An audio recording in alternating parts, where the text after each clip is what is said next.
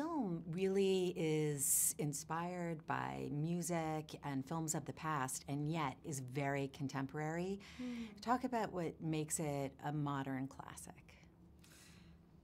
The film or the film? Yeah, the film, modern classic. Well, it's very current. Everything about it is incredibly for now.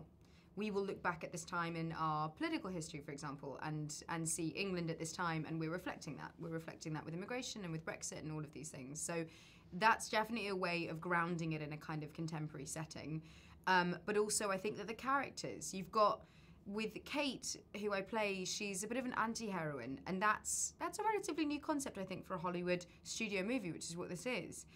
So to have a girl who's messy and wrong and flawed and, you know, messing up, it's something that I think is a modern take on it. Also, there's a lot about internet dating, which is particularly contemporary. Sure.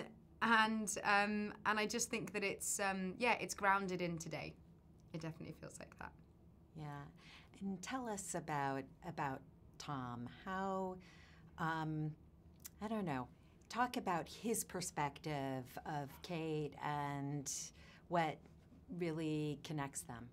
Yeah, I think Tom is an extremely sort of whimsical character. He's a bit of a romantic.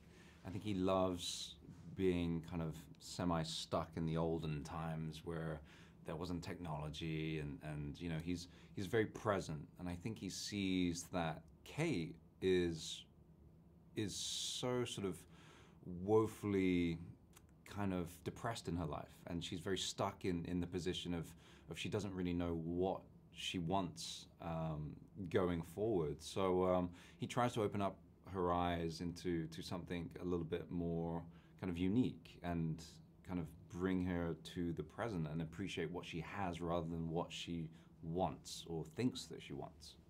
That's excellent. Talk about working with Paul. What is he like as a director, and what did he bring to the story? Paul's just a babe. Yeah. He's just the loveliest man. It's so important, I think, for actors to be able to feel comfortable on a set, and Paul does that in spades. He makes sure that you feel heard. He makes sure that you feel comfortable. He knows exactly what he wants, which is so refreshing for a director.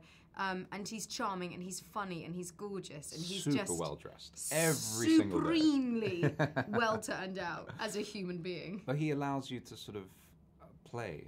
You know, we don't really do many rehearsals. We did a table read, just myself and Emilia, and on the day, he saves everything for when the camera's rolling, and so that magic naturally comes out, and then we sort of readjust and we find those perfect beats.